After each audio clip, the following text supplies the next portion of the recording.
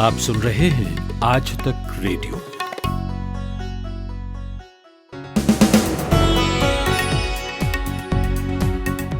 नमस्कार, ये शाम का न्यूज पॉडकास्ट दिन भर है। मैं हूं अमन गुप्ता।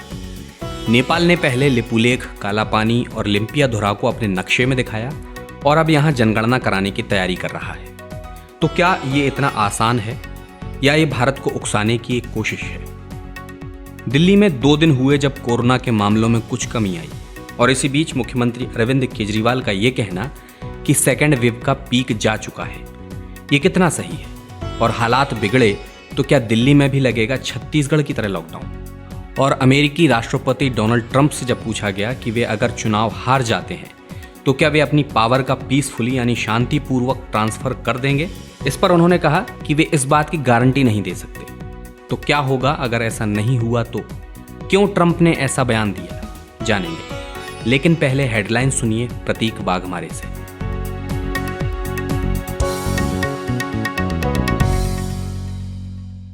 कोरोना संकट के बीच आज सार्क विदेश मंत्रियों की वर्चुअल बैठक हुई, जिसमें विदेश मंत्री जयशंकर ने कहा कि सबसे बड़ी चुनौतियां सीमा पार से आतंकवाद, व्यापार में बाधा, कनेक्टिविटी में रुकावट है, जिनका समाधान किया जाना चाहिए। सीएजी की रिपोर्ट में राफेल डील की कई कमियों को उजागर किया गया है, जहां पर दावा किया गया कि दसों एविएशन की ओर से सौदे की कई प्रतिबद्धताओं को पूरा नहीं किया गया।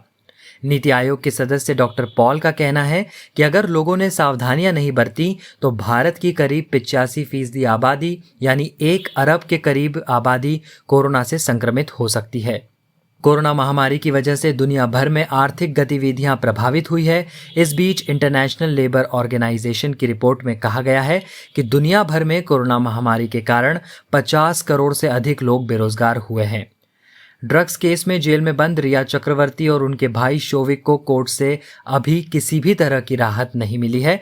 अब 29 सितंबर को यह फैसला होगा कि रिया को बेल मिलती है या फिर उन्हें जेल में ही रहना पड़ेगा। अमेरिकी राष्ट्रपति डोनाल्ड ट्रंप ने नवंबर महीने में राष्ट्रपति चुनाव में हारने की स्थिति में शांतिपूर्ण तरीके से सत्ता हस्तांतरण से इनकार किया है। ट्रंप को लगता है कि इस बार चुनाव के नतीजे सुप्रीम कोर्ट तक पहुंच सकते हैं, क्योंकि उन्हें पोस्टल वोटिंग को लेकर संदेह है। मंथली एक्सपायरी के दिन सेंसेक्स में 9 साल की सबसे बड़ी गिरावट दर्ज की गई। सेंसेक्स 11,114.82 अंक गिरकर बंद हुआ। वहीं निफ्टी 325.85 अंक टूटकर 10,806 के स्तर पर बंद हुआ। पूर्व ऑस्ट्रेलियाई क्रिकेट दिग्गज डीन जोन्स को दिल का दौरा पड़ने से मुंबई में आज उनका निधन हो गया। जोन्स स्टार स्पोर्ट्स की कमेंट्री टीम का हिस्सा थे। वे 59 वर्ष के थे।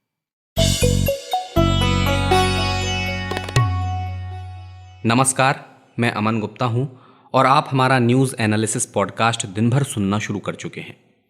पड़ोसी देश नेपाल से रिश्ते सुधारने के लिए भारत क्या नहीं कर रहा। कभी कोरोना से लड़ने के लिए उसे रेमडेसिविर की शीशियां देता है, पिछले हफ्ते ही 2 आधुनिक ट्रेन सौंपी हैं। और नेपाल क्या कर रहा है? सिर्फ विवाद बढ़ाने की कोशिश। वहां की ओली सरकार भारत के साथ अपने रिश्तों को बिगाड़ने की प्लानिंग में जुटी है। पहले विवादित नक्शा पेश किया, इसमें भारत के लिपुलेख, कालापानी और लिम्पियाधुरा को अपनी सीमा में दिखाया। अभी कल ही की बात है कि वो भारत के विरोध के बाद स्कूली किताबों पर इसे छापने के निर्णय पर पीछे हट गया है और अब इन क्षेत्रों में अगले साल मई से जनगणना कराने की प्लानिंग करने लगा है। नेपाल के राष्ट्रीय योजना आयोग और उसके केंद्रीय सांख्यिकी ब्यूरो के अधिकारियों का कहना है कि ये तीनों क्षेत्र उसके देश के अंग हैं, लिहाजा अगले साल होने वाली जनगणना इन क्षेत्रों में भी की जाएगी। तो इन क्षेत्रों को अपना बताने के पीछे नेपाल का आधार क्या है और जनगणना करके क्या जताना चाहता है, यही पूछा मैंने इंडिया टुडे टीवी की foreign affairs editor Geeta Mohan से।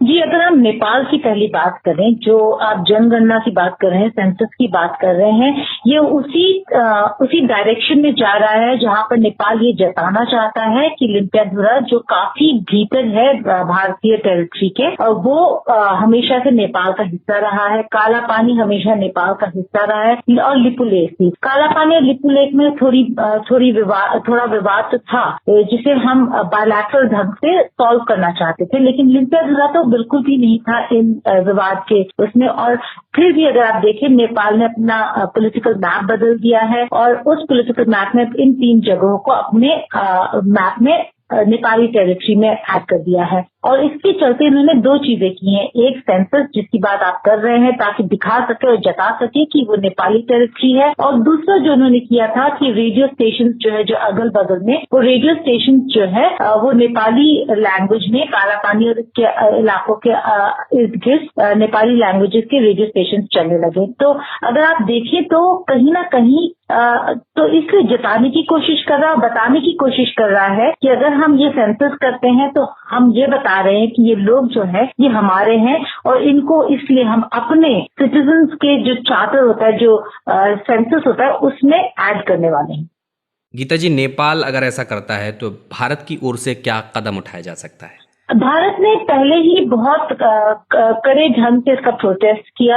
हमेशा से कहता आ रहा है कि जब तक फॉरेन सेक्रेटरी लेवल, मतलब विदेश सचिव के लेवल में जो मीटिंग होना था इस विवाद को खत्म करने के लिए, जब तक वो हो नहीं जाता, जब तक ये विवाद खत्म नहीं होता, तो आप अपने ही तरीके से अपने मैप को चेंज नहीं कर सकते। क्योंकि अगर बदलाव लाना था तो ये बहुत पहले ले आना था। अब क्यों? ये टाइमिंग बड़ा सस्पेक्ट है, जब हम देख रहे हैं कि कहीं ना कहीं उनका जो रुझान है, उनका जो इन्फ्लुएंस है, उनका जो टिल्ट है, वो चीन की तरफ बढ़ता जा रहा है। तो इसलिए जब लोग सवाल करते हैं नेपाल को कि ये अब क्यों कर रहे हैं आप, अगर आपको लग रहा था कि विवादित है और ये हमेशा से नेपाल का इलाका था, तो ये बहुत पहले कर देना चाहिए था नेपाल को। केपी ओली की सरकार नहीं तो नहीं है, तो इसलिए बड़े सारे सवाल उठते हैं। और भारत ने हमेशा से ये मेंटेन किया है कि पहली बात, जो भी विवाद है उसको बातचीत के जरिए पहले हल करना होगा, उसके बाद ही कोई चेंजेस लाने चाहिए। दूसरी बात, जो मूव्स हुए हैं काठमांडू की तरफ से, उन मूव्स को काफी कड़ी निंदा की है भारत ने, और उस मुद्दे पर इस तरीके से भारत इंगेज नहीं करना चाहता। इससे कहीं ना कहीं आप देखें देरी हो रही है विदेश सचिव के मुलाकात में, जो बहुत पहले हो जाना चाहिए था। गीता जी, इस इलाके में तो हम जानते हैं कि भारत के सुरक्षा बल तैनात रहते हैं, तो मुझे तो नहीं लगता कि जनगणना के लिए जो अधिकारी जाएंगे वो उधर घुस भी पाएंगे। और बिल्कुल भी नहीं, लेकिन वो अपने तरीके से, किस तरीके से करने वाले, क्योंकि जनगणना जब तक लोग नहीं जाते हैं, जब तक ऑफिसर्स ग्राउंड पे जाके रजिस्टर में लिखते नहीं है, सेंसस नहीं में इंक्लूड नहीं करते हैं, तब तक उसको माना ही नहीं जा सकता। तो एक तरीके से अगर आप देखें तो ये हवा में बात करने वाली बात है। ट्रायल बलून उड़ा रहा है नेपाल, और ये कोशिश कर रहा है देखने की कि भारत का रिएक्शन क्या होगा, क्योंकि जनगणना में इंक्लूड करना और सही तरीके से जाके वहां पे लोगों का रजिस्टर में नाम डालना, इन दोनों में बहुत फर्क है। क्योंकि ये अभी नेपाल के अंदर नहीं है, नेपाल ये कर नहीं सकता। तो अभी ये बस उस स्टेज में जहां पे नेपाल बोल रहा है, ये देखने के लिए कि भारत का रिएक्शन क्या होगा। ये थी इंडिया टुडे टीवी की foreign affairs editor Geeta Mohan.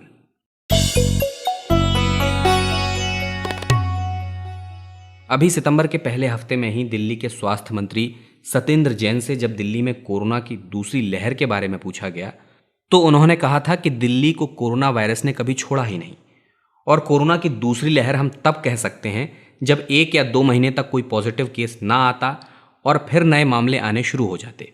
Corona virus अभी भी दिल्ली में है, लेकिन राज्य के मुखिया अरविंद केजरीवाल सिर्फ 2 दिन के कम आंकड़ों के बाद ये कहने लगे हैं कि दिल्ली में कोरोना ने दूसरी लहर के पीक यानी शिखर को पार कर लिया है। उनके मुताबिक दिल्ली में 15 अगस्त से 16 सितंबर के बीच नंबर्स में उछाल आया था। एम्स के डायरेक्टर हैं रणदीप गुलेरिया, जो पहले ही कह चुके हैं कि त्योहारों के दौरान अभी कोरोना के मामलों में उछाल देखने को मिलेगा और आने वाले समय में दीपावली और तमाम त्योहार आने वाले हैं। तो केजरीवाल का ऐसा कहना क्या जल्दबाजी नहीं है? यही पूछा मैंने आज तक रेडियो के संवाददाता मिलन शर्मा से। मिलन कोरोना से जुड़ी खबरों पर लगातार अपनी नजर बनाए हुए हैं। बिल्कुल, क्योंकि दिल्ली में देखें लगातार जो केसेस रिपोर्ट हो रहे हैं, कम से कम 4000 से ऊपर केसेस तो आ ही रहे हैं। लेकिन पिछले 2 दिनों से हम थोड़ी गिरावट देख रहे हैं केसेस में। 3700 केसेस आए, 1000 से कम केसेस हो गए हैं। लेकिन जो एक्सपर्ट्स का कहना है वो ये कह रहे हैं कि अभी तो हमें मास्क पहनकर रखना है, सोशल डिस्टेंसिंग मेंटेन करनी है और इसी को एक सामाजिक वैक्सीन के प्रोटोकॉल्स की तरह ट्रीट करना है। क्योंकि हाल ही में अब हम देखेंगे कि फेस्टिव सीजन आ जाएगा और दिवाली, दुर्गा पूजा, नवरात्रे, ये सारे फेस्टिव सीजन में लोग अक्सर ढिलाई बरतते हुए दिखते हैं। तो उस कारण से फिलहाल अगर चीफ मिनिस्टर अरविंद केजरीवाल ने कहा है कि सेकेंड वेव कोरोना वायरस की जा चुकी है, इस पर कोई स्पष्ट तरीके से कोई डेटा उन्होंने सामने नहीं रखा है। इसलिए ये कहना कि अभी केसेस अचानक से कम हो रहे हैं और सब कुछ ठीक हो गया, ये गलत होगा। मिलन जी, दिल्ली में पिछले कुछ आंकड़े क्या कहते हैं? और चूंकि आप ग्राउंड पर सिचुएशन देख रही हैं, तो मैं आपसे जानना चाहता हूं कि फेस्टिव सीजन के अलावा आप क्या वजह देखती हैं दोबारा केस बढ़ने की? देखिए, दिल्ली की अगर बात करें तो पिछले 2-3 हफ्तों से लगातार 4,000 से ज्यादा केसेस पर डे आ रहे हैं। इससे पहले 2 महीने पहले दिल्ली में जो केस काउंट था वो 1200-1500 तक आ गया था, लेकिन अब ये फिर से केस काउंट बढ़ा है। तो जैसे अगर मैं बात करूं, 16 सितंबर को एक हाई स्पाइक देखा गया था दिल्ली में, कम से कम 4,473 केसेस रिकॉर्ड हुए थे। और यही मैं बता रही हूँ, डेली स्पाइक जो था केसेस का वो 4,000 से लेके 4,200, 4,400, 4,000 के बीच में रहा सितंबर 19 तक। और अब देख रहे हैं कि 1,000-1,500 तक केसेस वापस आ रहे हैं। तो इससे ये अनुमान लगाना 2 दिन में कि पीक चला गया है, ये कहना गलत इसीलिए है। और पूरी दिल्ली में जहां तक देखें हम, ग्राउंड पे जो सिचुएशन है, जहाँ पे आईसीयू बेड्स की कमी हो रही है, हर प्राइवेट अस्पताल में इस वक्त कोई भी आईसीयू बेड अवेलेबल नहीं है। और इसका एक कारण ये भी है कि जो बाहर से एडमिशन आ रही हैं, उत्तर प्रदेश से, राजस्थान, हरियाणा से भी लोग दिल्ली में कोविड के आईसीयू बेड्स के लिए दाखिल हो रहे हैं प्राइवेट अस्पतालों में। तो इसका ये एक कारण भी है। लेकिन दिल्ली सरकार का कहना है कि वो अपने स्तर पर, जैसे Rajiv Gandhi super speciality hospital है, वहां पर वो कम करने की कोशिश कर रहे हैं केसेस को और बेड्स बढ़ाने की कोशिश कर रहे हैं, लेकिन स्थिति नियंत्रण में आ गई है ये हम नहीं कह सकते। मिलन, छत्तीसगढ़ में 21 सितंबर से कई जिलों में 1 हफ्ते का लॉकडाउन लगा दिया गया। क्या दिल्ली में भी हालात अगर खराब होते हैं तो वहां पर भी लॉकडाउन जैसी चीजें हो सकती हैं? बिल्कुल, देखिए, जिस तरीके से एक मैसेजिंग जा रही है चीफ मिनिस्टर के थ्रू, जिस तरीके से उन्होंने कहा है कि सेकेंड वेव कोरोना वायरस का जा चुका है या जाने की कगार पर है, तो फिलहाल तो दिल्ली सरकार ने लॉकडाउन पर कुछ भी नहीं बोला है। लेकिन जो केंद्र मंत्रालय जो स्वास्थ्य का है, उन्होंने कहा है कि क्योंकि ये जो आगे का फेस्टिव सीजन है उसकी वजह से काफी दिक्कतें आ सकती हैं। जैसे मैंने कहा, लोग ढिलाई बरत देते हैं, मास्क नहीं पहनते हैं, ज्यादा क्राउडेड जगहों पे जाना और ये सारी चीजें हो सकती हैं। तो उसको देखकर उन्होंने कहा है कि जो राज्य सरकार है वो अपने लेवल पर लॉकडाउन इम्प्लीमेंट करें। लेकिन दिल्ली सरकार का इस वक्त ऐसा कोई मन है लॉकडाउन करने का, ये तो नहीं लग रहा है, क्योंकि चीफ मिनिस्टर खुद कह रहे हैं कि सेकेंड वेव जा चुकी है। हालांकि सेंट्रल गवर्नमेंट की तरफ से अभी भी ढिलाई ना बरतने की और सावधानी बरतने की जो बात है वो कही गई है और वो रिपीट की जा रही है। ये थी आज तक रेडियो के संवाददाता मिलन शर्मा। सुबह सुबह ऐसा लगता है कि सबकी गाड़ी छूट रही है, लेकिन न्यूज भी तो मिस हो रही है। स्कूल, कॉलेज या ऑफिस की पूरी तैयारी तो हो जाती है, मगर देश दुनिया की अपडेट्स ले पाते हैं क्या? तो आपकी प्रॉब्लम का स्मार्ट सॉल्यूशन ये है कि अपनी सुबह की शुरुआत आप आज तक रेडियो के साथ कीजिए। कल क्या हुआ और आज क्या हो सकता है, सटीक एनालिसिस, पहले बड़ी खबरें और फिर अखबारों के चुनिंदा मोती। ये है सुबह का खबरनामा, आज का दिन, मेरे यानी नितिन ठाकुर के साथ।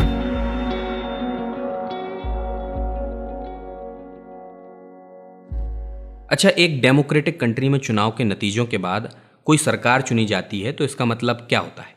इसका मतलब होता है कि वहाँ की ज़्यादातर जनता का निर्णय है ये, और पुरानी सरकार का दायित्व होता है कि वो अपनी सत्ता विजयी उम्मीदवार या नई सरकार को सौंप दे। अमेरिका में आने वाले समय में चुनाव हैं और यहाँ मौजूदा राष्ट्रपति और रिपब्लिकन पार्टी के उम्मीदवार डोनाल्ड ट्रंप अगर हारते हैं तो वे ऐसा करेंगे, इसे लेकर स्थिति बहुत स्पष्ट नज़र नहीं आ रही है। उनका बयान खुद एक लोकतांत्रिक व्यवस्था के खिलाफ नजर आ रहा है। बुधवार को जब उनसे ये पूछा गया कि अगर वे जो बाइडेन से चुनाव हार जाते हैं तो क्या वे शांति से पावर ट्रांसफर कर देंगे, तो इस पर उन्होंने कहा कि वे इस बात की गारंटी नहीं दे सकते। तो क्या अमेरिका जैसे लोकतांत्रिक देश में ऐसा करना संभव है? यही पूछा मैंने ऑब्जर्वर रिसर्च फाउंडेशन के शोधकर्ता कशिश परपियानी से।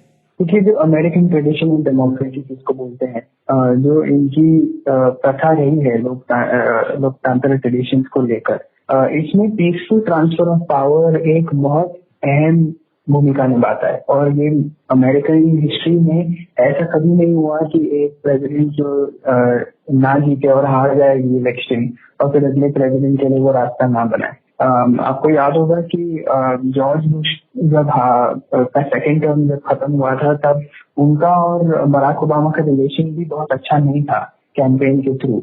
मगर जब बराक ओबामा बन गए थे, राष्ट्रपति जीत गए थे, तब जॉर्ज बुश ने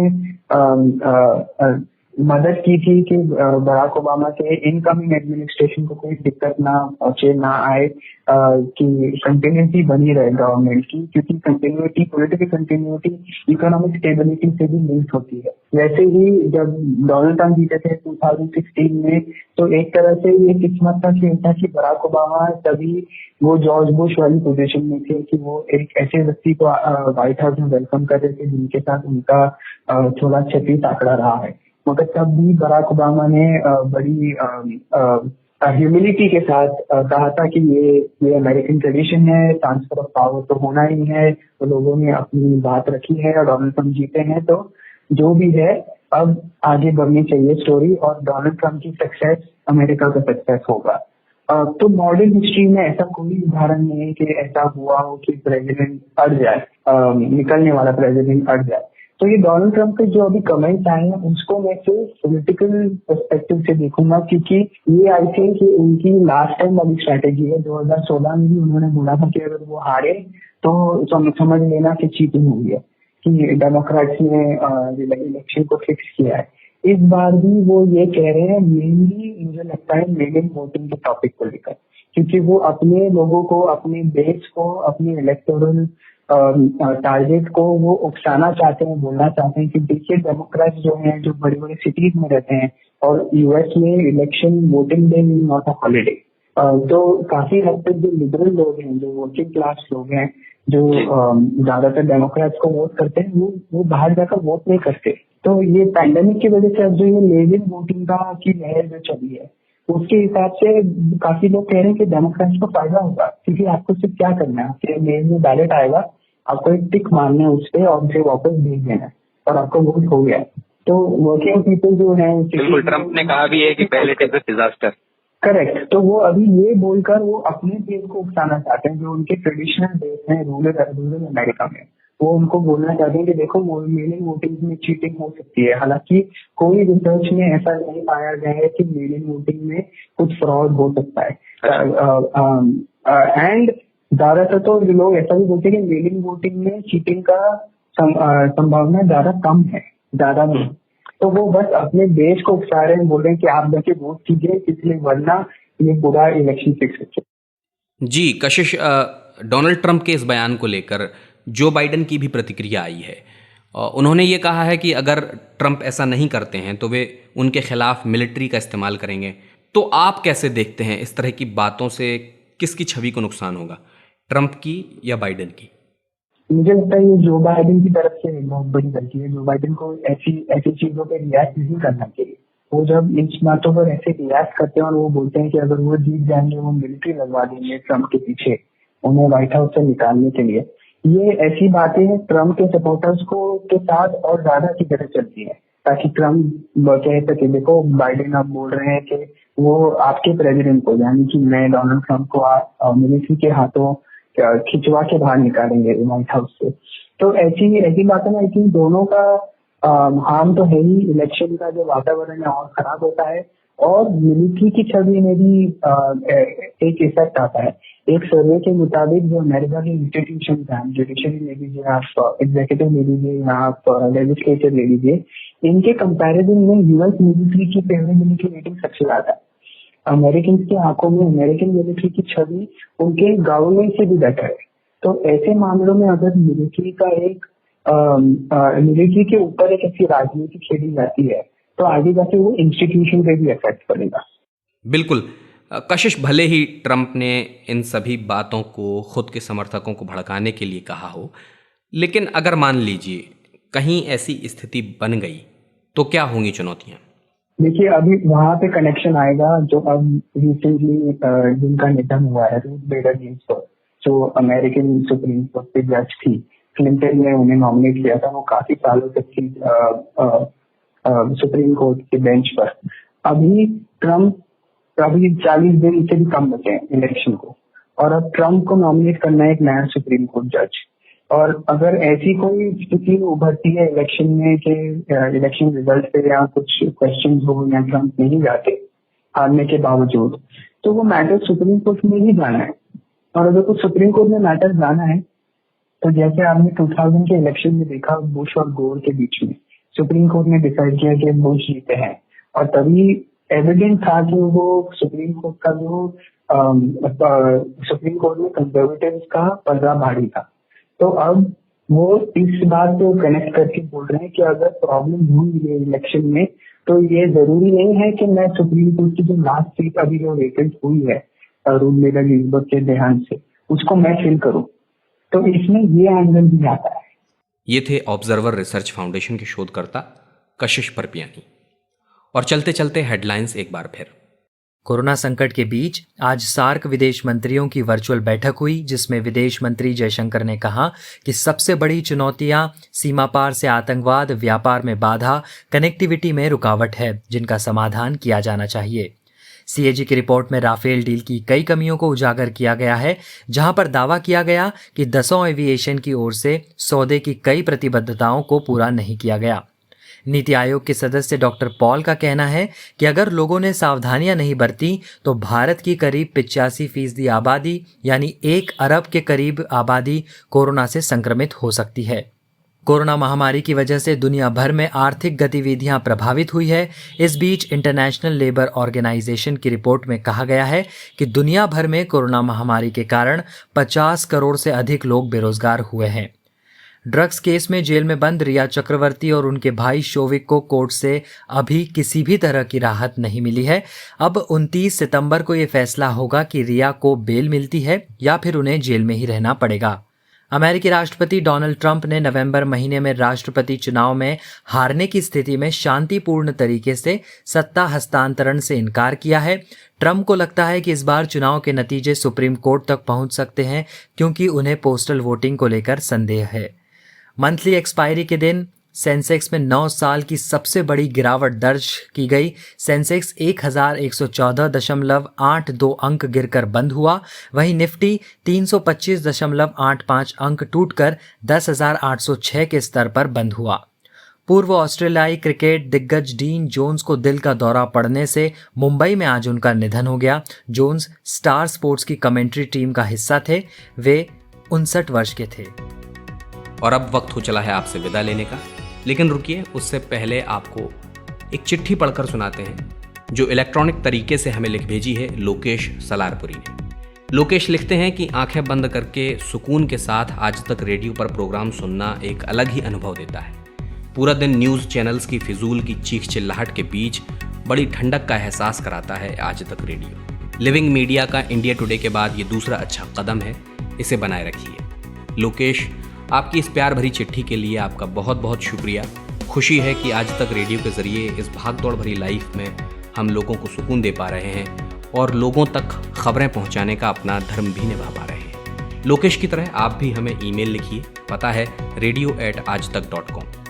अब मुझे यानी अमन गुप्ता को और मेरे साउंड के साथी कपिल देव सिंह को दीजिए इजाज़त। नमस्कार।